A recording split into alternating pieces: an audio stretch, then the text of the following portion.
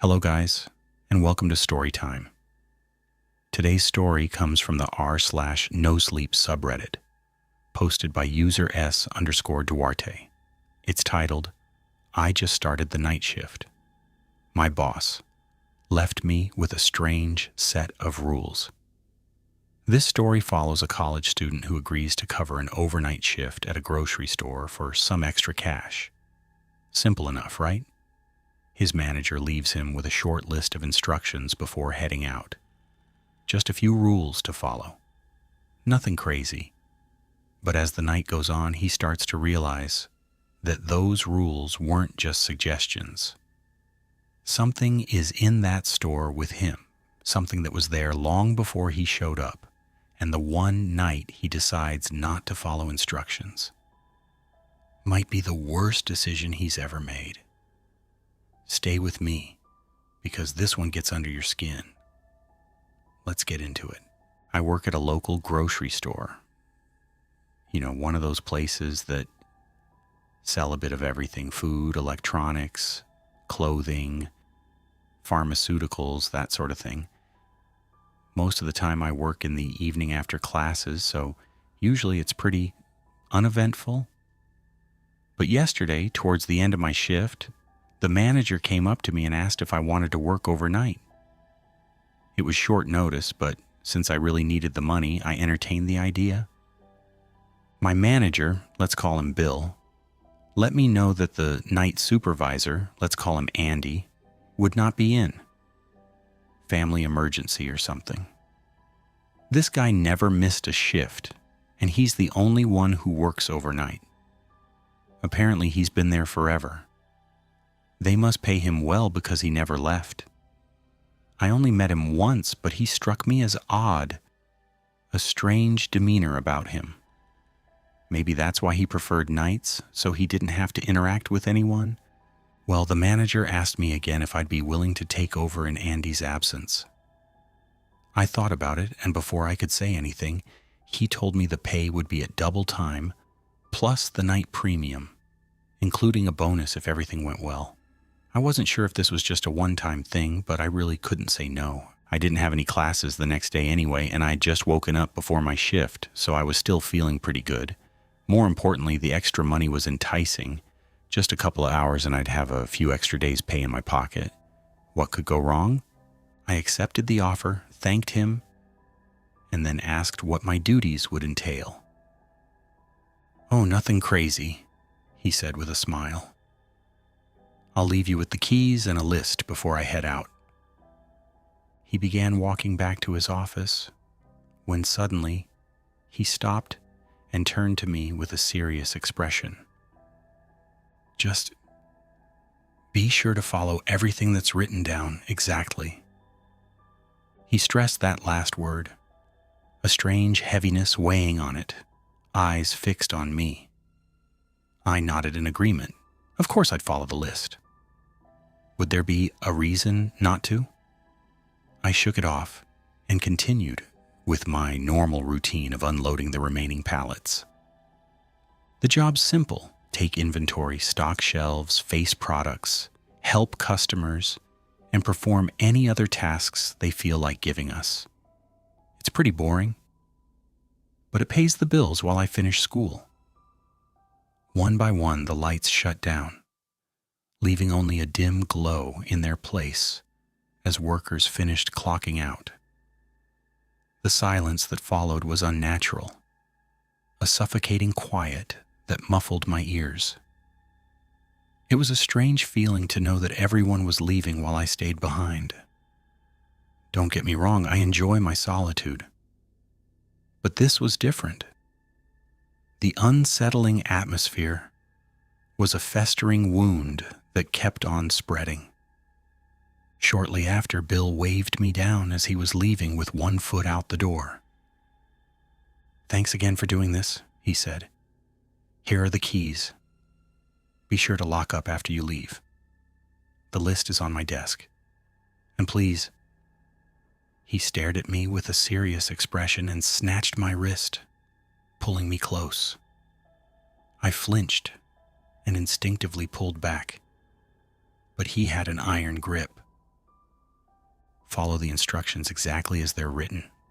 Do not deviate, no matter what, under any circumstances.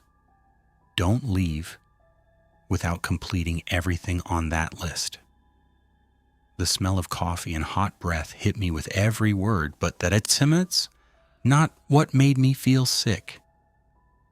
A strange feeling settled over me, and I didn't quite know how to respond. I wanted to ask him what he meant, but all that came out was, "You got it, Bill." I smiled sheepishly and pulled away as he released my hand. "Good," he said with a grin. "Good. I'll see you tomorrow." With that, he left the store, whistling as he hopped into his car and drove away. I stood there for a moment, hating that peculiar feeling that told me to run, screaming at me to just leave. There was a sense of unease looming, but I brushed it off and officially started the night shift. I quickly locked the door behind him and rushed over to his office. There on his desk was a single sheet of paper. Not a very big list. There were only 5 tasks, but I grew more puzzled as I soon found that each one was stranger than the last. Ensure all exits are locked. Under no circumstances are you to open the door for anyone. Simple enough. There were only 2 exits in the building anyway, and I sure as hell wasn't going to let anyone inside. But what if someone from the day shift came back, or someone needed help? I shrugged it off and continued reading. 2. Put out all merchandise from pallets and build any displays as needed. Do not be alarmed if they move on their own. Most of the pallets had already been emptied, so after that I was just left with building the displays. But why would they move by themselves? Maybe the displays had sensors or timers. 3. If you hear someone call out to you, do not respond or acknowledge them. Just leave it alone. It will pass. At that point, I was starting to get freaked out. Why would anyone else be there? Maybe it was some kind of test. I had no idea what it meant, but I was sure that there was more to the night shift than I had originally thought. 4. If someone is behind you, do not turn around and speak to them. Do not look at them. Avoid staring at all costs. I paused for a moment in disbelief, unable to take any of it seriously. What kind of game was Bill playing? Was I on camera? Was this some type of initiation? If so, I wasn't impressed. All I knew was that I was getting tired of it already, and I certainly was not going to leave without collecting my pay. 5. Once all tasks have been completed, walk backwards out of the building while reciting the words on the coin. Do not leave without doing so. The last part was underlined in red pen. "You've got to be kidding me," I joked, laughing out loud. What person in their right mind would do this without thinking twice? I half expected to find Bill laughing at me from outside. And coin? What coin? I looked down, and there it was on the desk. Gold and radiant. I never saw anything like it before. It was exquisite. I wasn't sure of the origin, but it appeared ancient, sparkling brilliantly in my hand as I ran my thumb over the engraving and attempted to read the words. It spelled out, "Malum non sequitur." "This is total bullshit," I laughed, crumpling up the paper and throwing it into the waste bin, pocketing the coin. There was no way I was going to do any of this. I was just going to finish my work and get the hell out of there. But right as I stepped out of the office, the lights in the store started to flicker. Not a good start. That's when I noticed a figure jutting out from one of the far aisles. A featureless shape silently observing me. Long hair past their shoulders with an almost imperceptible smile. But it was there. Gave me the chills. "Hello?" I yelled. "Who's there?" No response. Someone was definitely there with me. My hands grew sweaty as I scoured the checkout aisles and pulled out a flashlight beside one of the tills, quickly flicking on the switch. My hands trembled, guiding the light to the far end of the store, where I had witnessed the figure. But there was no one there. I told myself I was just spooked by the stupid list, that it was all in my imagination. But tendrils of doubt crept up in the back of my mind.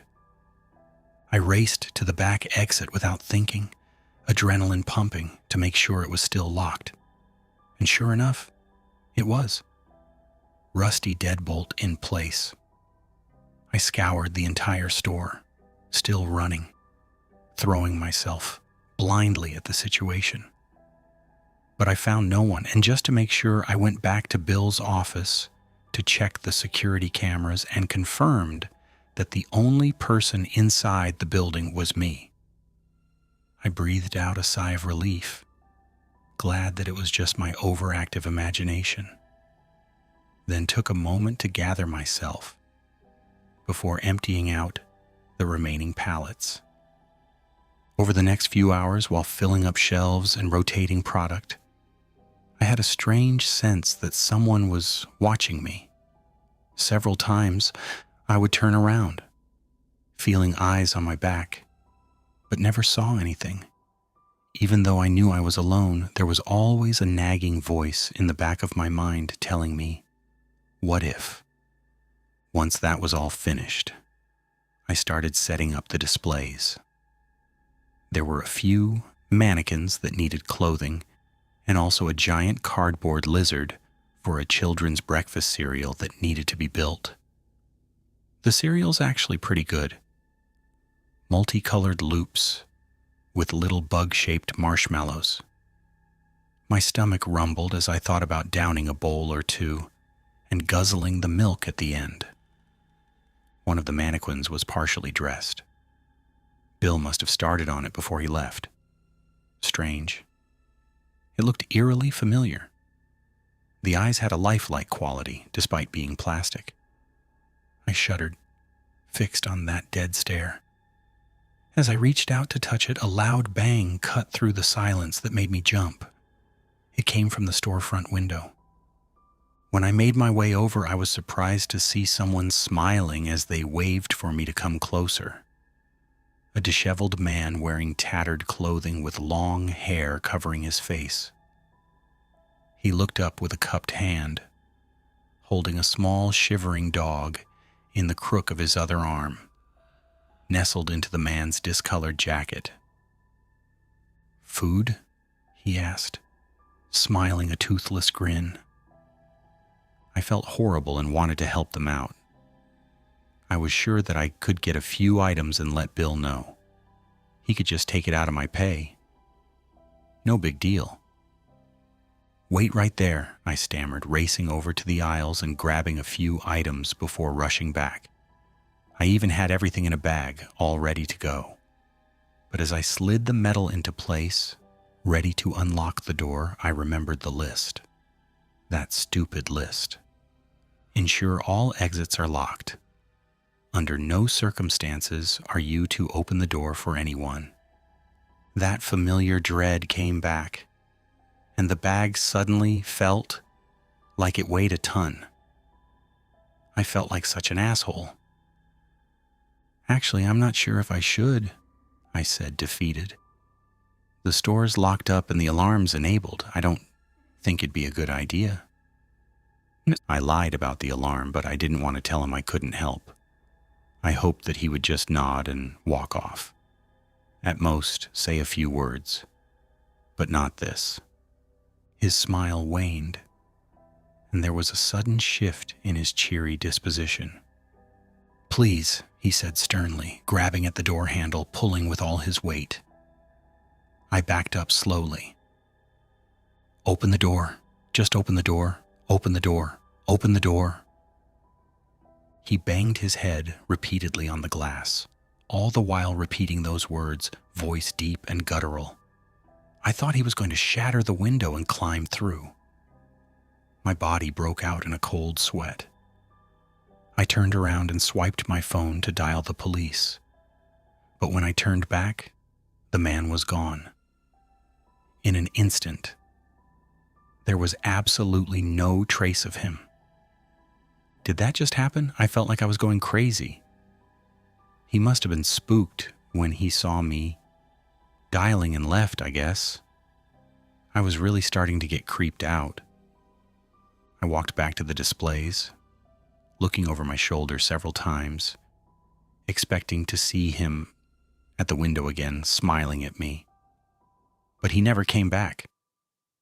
I shook it off and returned to my work. Upon observing the mannequin, I realized it had an uncanny resemblance to Andy.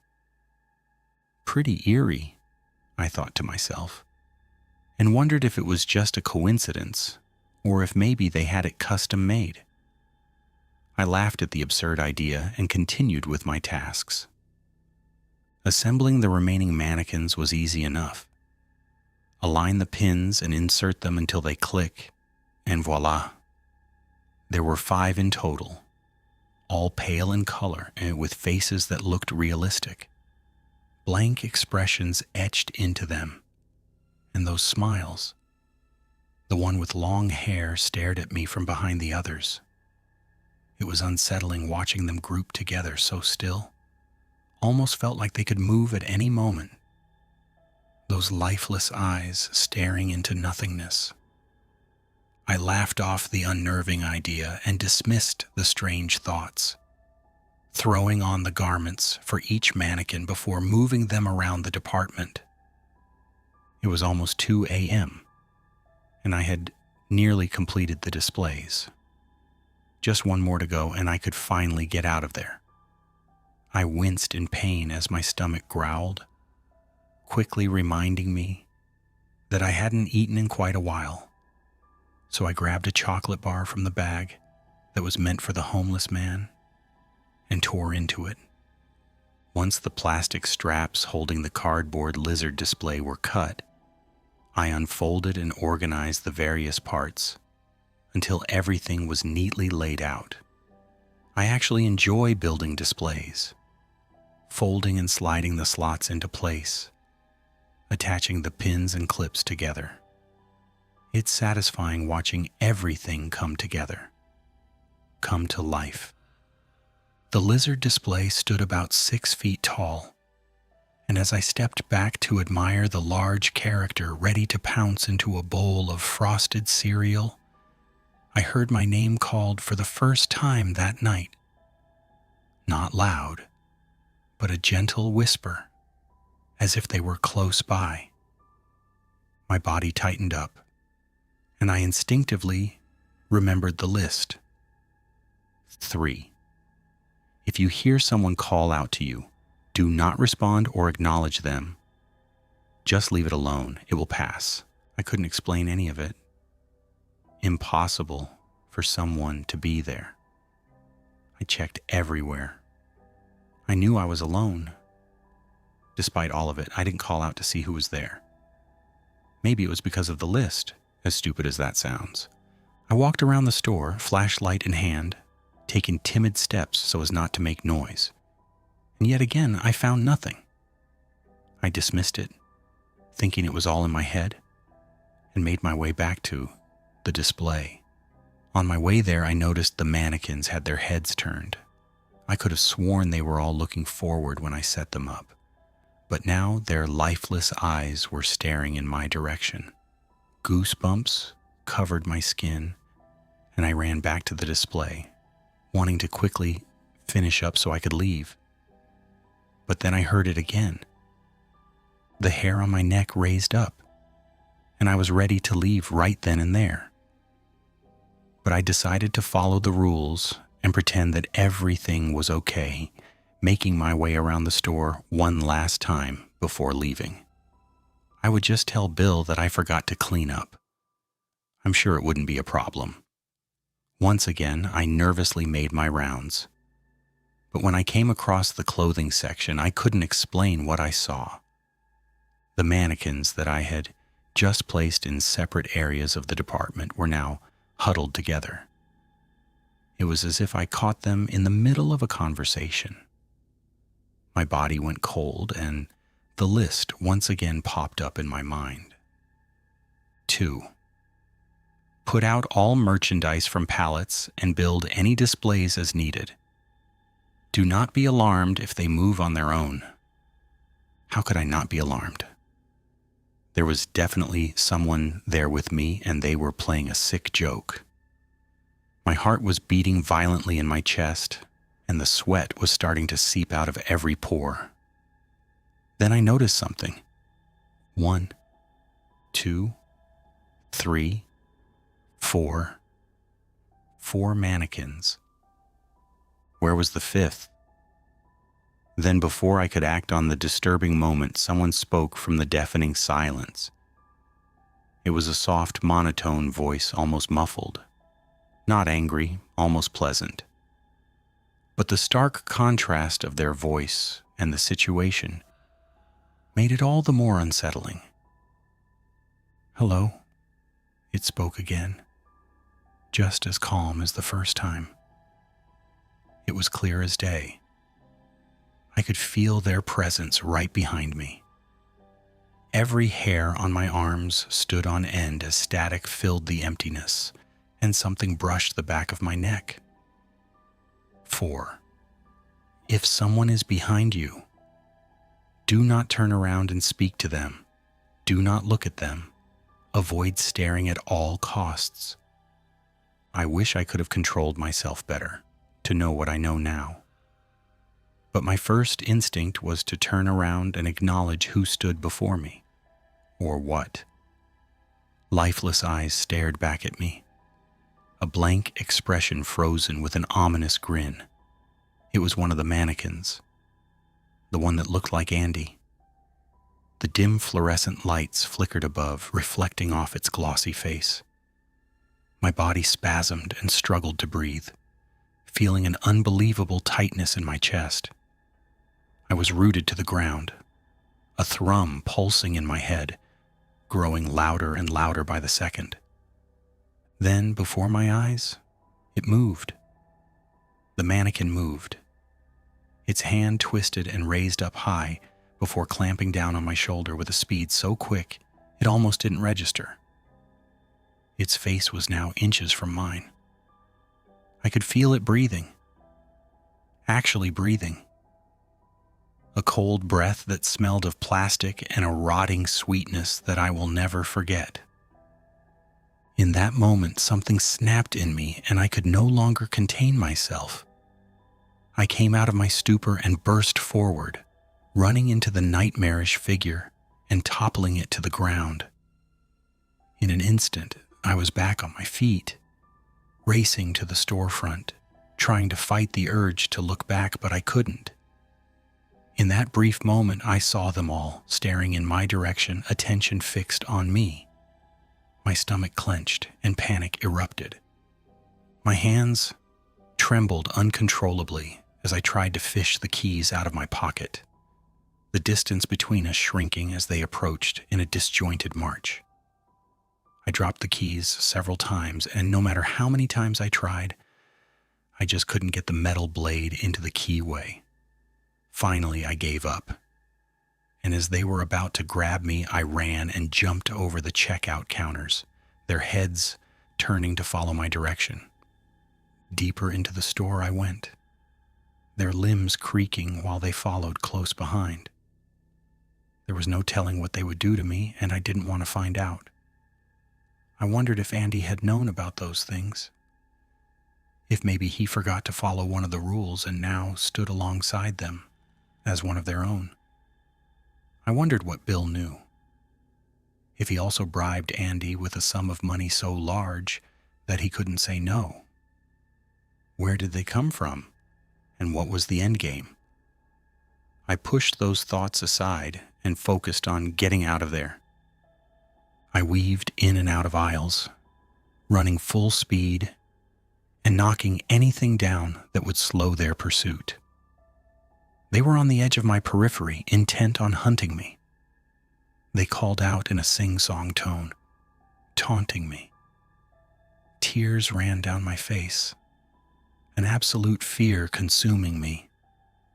Indescribable how scared a person can get. Worried my heart would give out at the rate it was beating. I decided to hop over the pharmacy counter and crouch there in waiting for God knows how long. The phones had no dial tone. I quickly dialed the police, but only errors appeared. Swiping through my phone, I tried Bill's number, wanting some sort of explanation. No signal. Something wouldn't let me dial out, I was sure of it.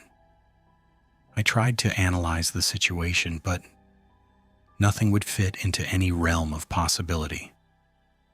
The frustration began building, and I was ready to scream. Feeling defeated, I slumped down and cried into my hands, not knowing what would become of me. I thought about never seeing my family again or never being able to pet my dog. My jaw clenched tight, teeth grinding as I imagined my limbs being torn and repurposed into a monstrous form. All I could do was hope for the best. Some time passed and there was no longer any movement. Peeking out cautiously from behind the counter, I saw that a few mannequins were close by, absolutely still and no doubt listening for me. They were waiting for me to slip up, to give myself away. I watched them for several minutes, their dead eyes and half smile taunting me. I thought about making a run for it, but there was no way I could get out. Not like this. I needed a distraction. Then I remembered my phone. I set an alarm for a few minutes, wrapped it up in my work shirt, and picked a good spot. I took a deep breath and tossed my phone with such force that it cascaded high over the mannequins and landed towards the front of the store. It made a loud thud, attracting their attention. Good. All I had to do was wait and hope the phone wasn't damaged from the drop. If that didn't work, I didn't know what else I could do. Maybe wait until sunup when Bill arrives, if he arrived. Maybe this was his plan all along. I thought about all the ways I would tear into him, question him about the stupid rules and why he picked me to do this shift. And then my phone rang. A heaviness lifted from my shoulders as the figures turned toward the alarm. First, their heads, like animals, perked up at the sound of prey, then their bodies as they began walking away from me. I was done. Done with all of it. I was ready to leave, and so close to the exit at the back of the building. Within my sight and with no one left to guard it, I slowly made my way from cover to cover, through various shelves and displays, past the double doors, and finally into the docking area. With the doors closed behind me, I flicked on the flashlight and moved closer to the exit, closer to freedom. Now it was just a matter of sliding the bolt out of its place. But it wouldn't move. It was jammed in tight and rusted in place. To tell you the truth, I'm unsure of the last time the door had been opened. I tried again, and still it didn't move. I started to panic, wondering if they would find me before I could get out. If they followed me, I was done for. I scanned the area, the beam of light falling on a piece of 2x4 propped up against the wall, and so I used it to pry the bolt back.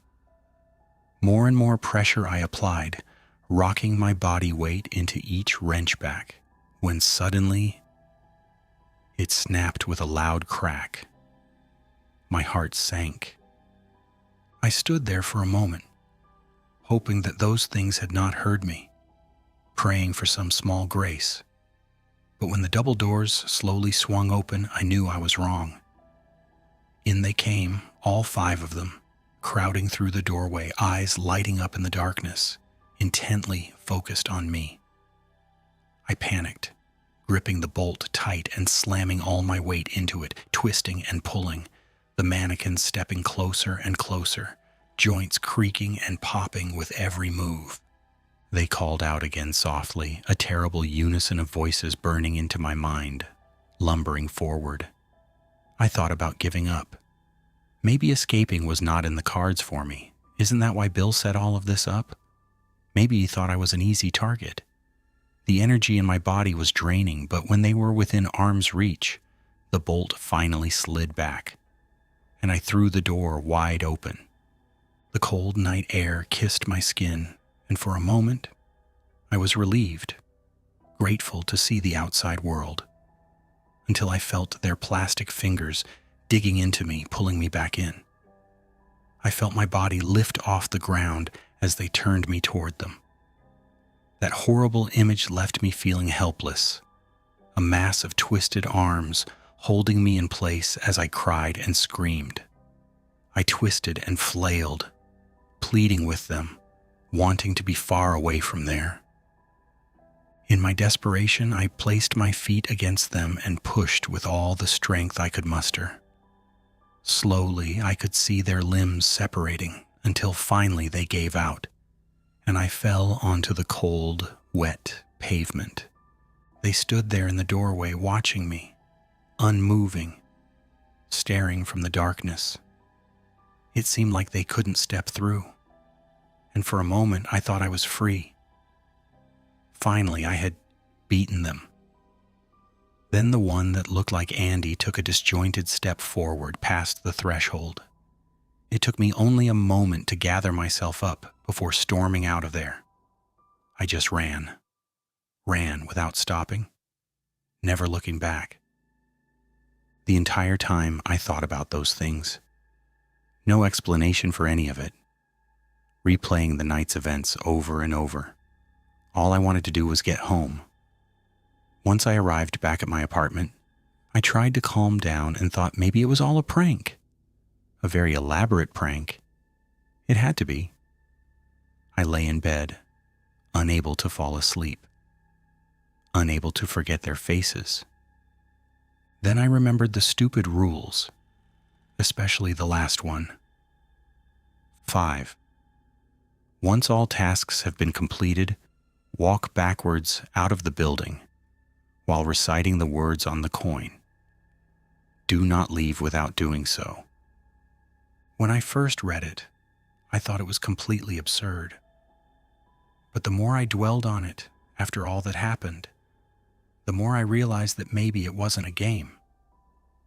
It felt more like a ritual than anything, to keep whatever was in there from leaving. What are those things? Truly.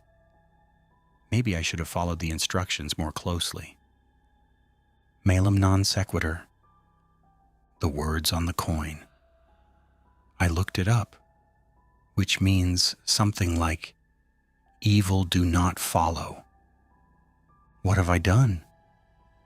My eyes wandered to the window, overlooking the empty street, and somehow I wasn't surprised at what I saw. They're outside right now, watching me from the tree line. They know where I am. They know I'm watching.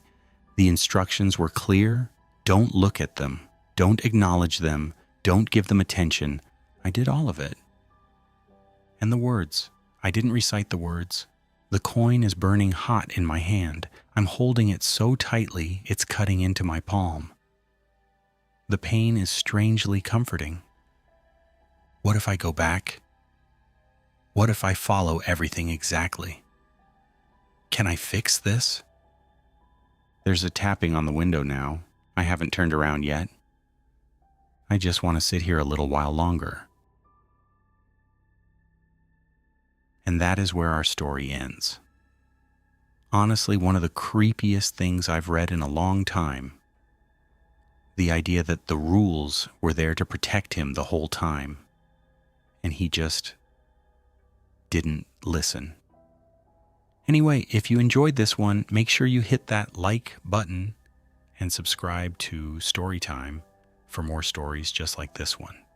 Drop a comment below and let me know what you thought. I'll make sure to read every single one. See you at the next story time.